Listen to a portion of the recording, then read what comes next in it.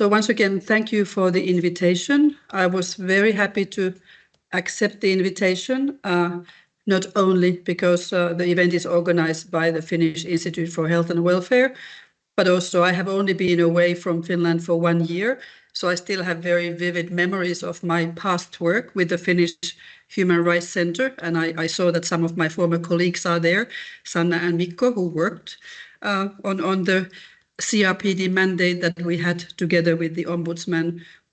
So while I have now moved on and have been the director of Fundamental Rights Agency for 1 year, of course, my thinking and ideas about CRPD are very much colored by having worked with the mandate, but also with the extensive cooperation we had with Finnish Institute for Health and Welfare, but also with many of the civil society disability organizations that we have in Finland. So really pleased to be here, and I will speak more on FRA, but of course I may also make some remarks still from my past capacity. So some of you, I think, know Fundamental Rights Agency. We're based in Vienna. We are some 130 people, and we are part of the EU framework for monitoring the CRPD. So EU is of course party to the CRPD, and there is a monitoring framework, and Fundamental Rights Agency is part of that monitoring framework, and in fact fairly soon EU will be reviewed by the CRPD committee, and we have been submitting a report there. But we of course also directly work on rights of persons with disabilities. And in the past, maybe it was some 7-8 years ago, there was a project by Fundamental Rights Agency which also covered Finland. And although it was about institutions and community living, so I will come back to that towards the end, because there we had lessons learned, and we can see if there's any progress. But we also have a major project at the moment, so I will start by giving an overview of the situation, and then some sort of early indications what we have seen through our research. So I think those two topics I will be able to cover to make sure there's also a little bit of time for some questions. So we're at the moment working on a project which is addressing institutions, and there was a recent report by Eurofound, which is another EU agency that we work very closely with, and they also came up with a report. And while most EU member states have developed strategies on deinstitutionalization, the numbers of children, adults with disabilities, older people in the residential institution has actually increased in the past 10 years.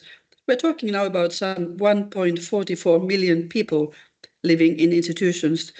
And this is from a report by European expert group on the transition from institutional to community-based care. The figures are from 2020.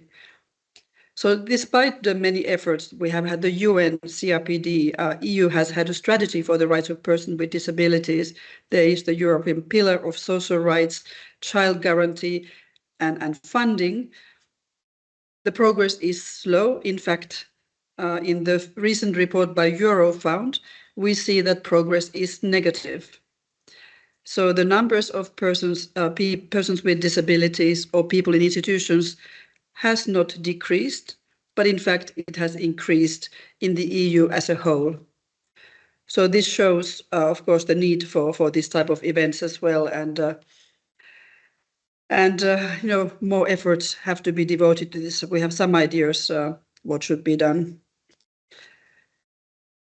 So while in some countries deinstitutionalization has progressed, there are also many.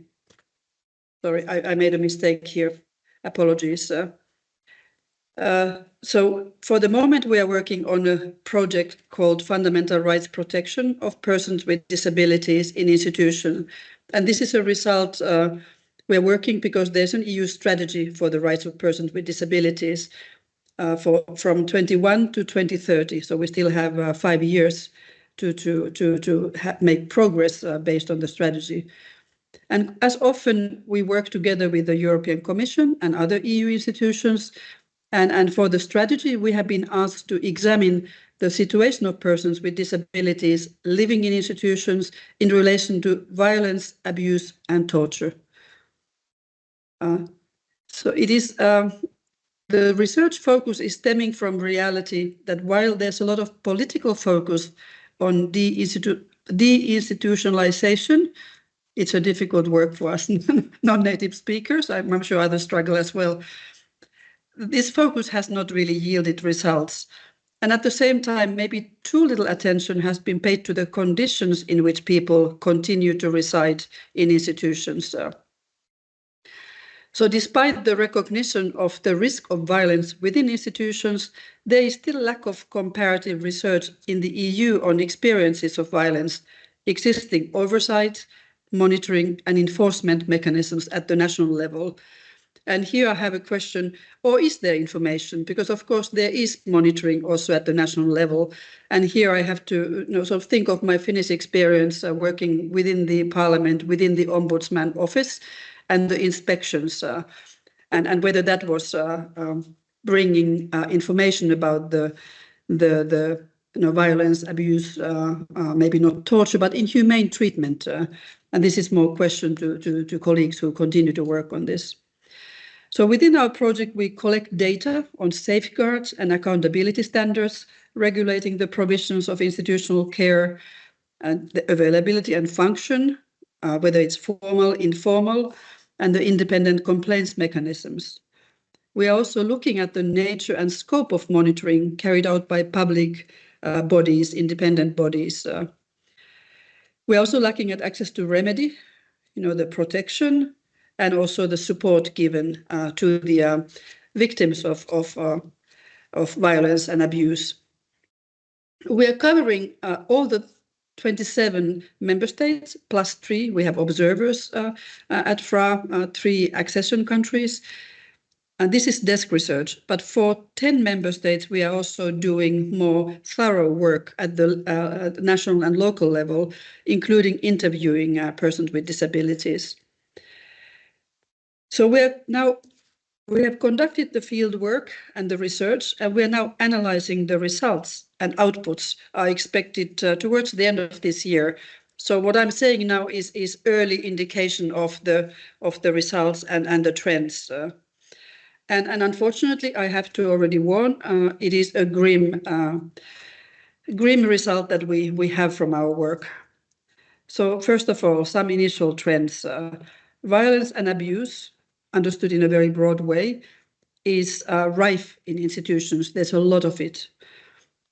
Examples that we have seen will not surprise you. You deal with these issues. They stretch from over-medication, deprivation of liberty, assaults on the dignity and right to privacy of people, financial abuse, labor exploitation, physical restraints, undermining and verbal assault, physical assault and sexual assault.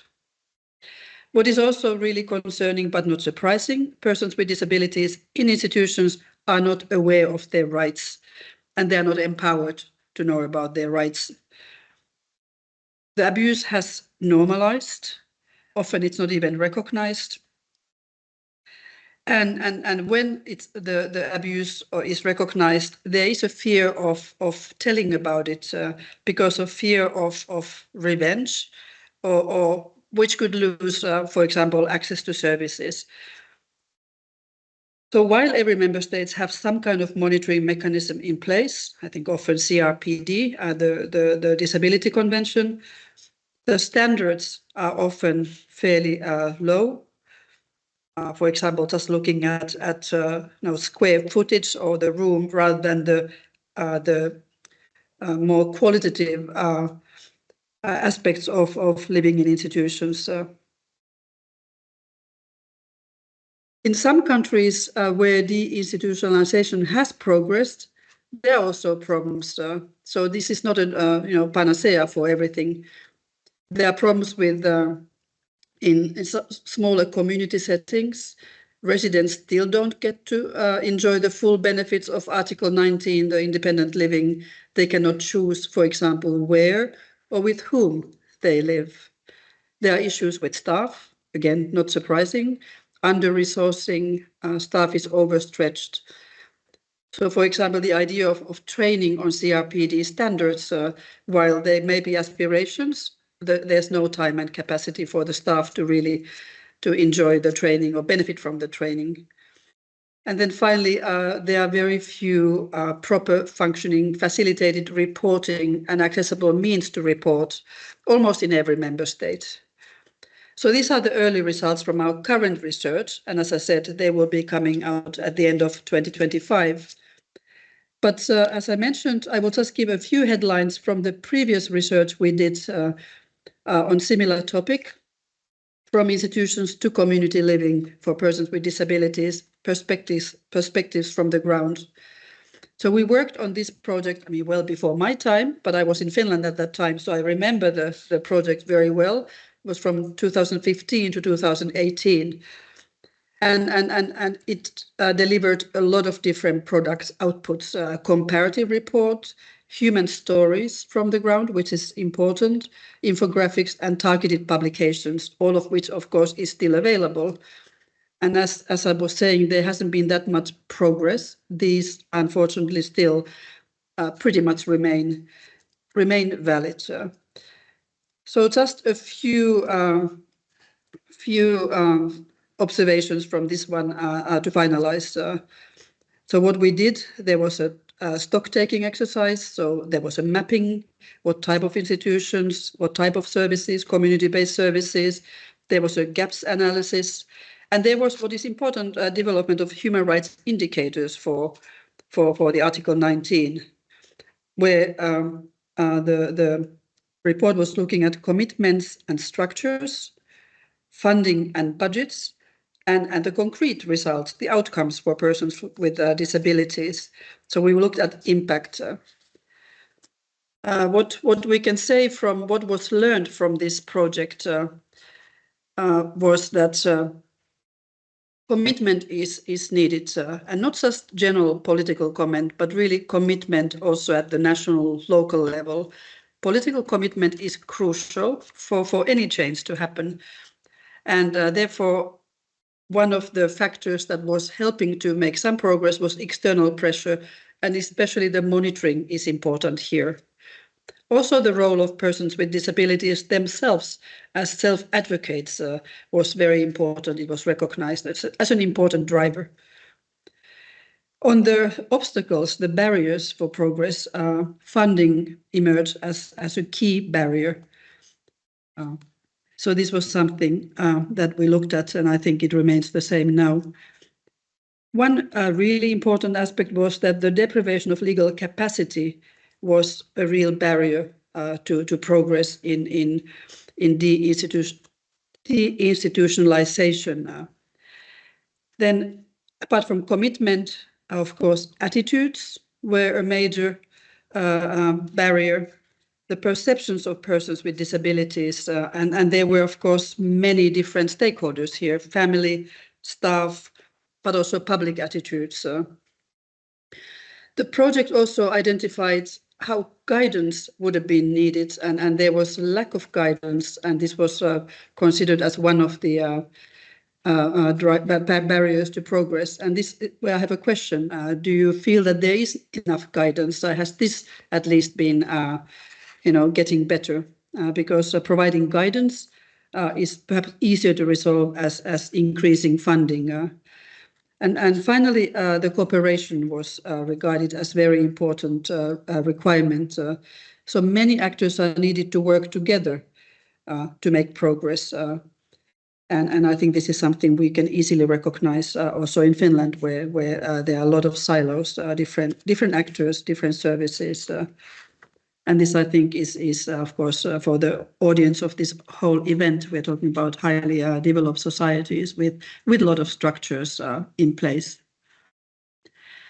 And then finally, what was lacking was services in the community. So again, it will be interesting to hear if progress has been made there.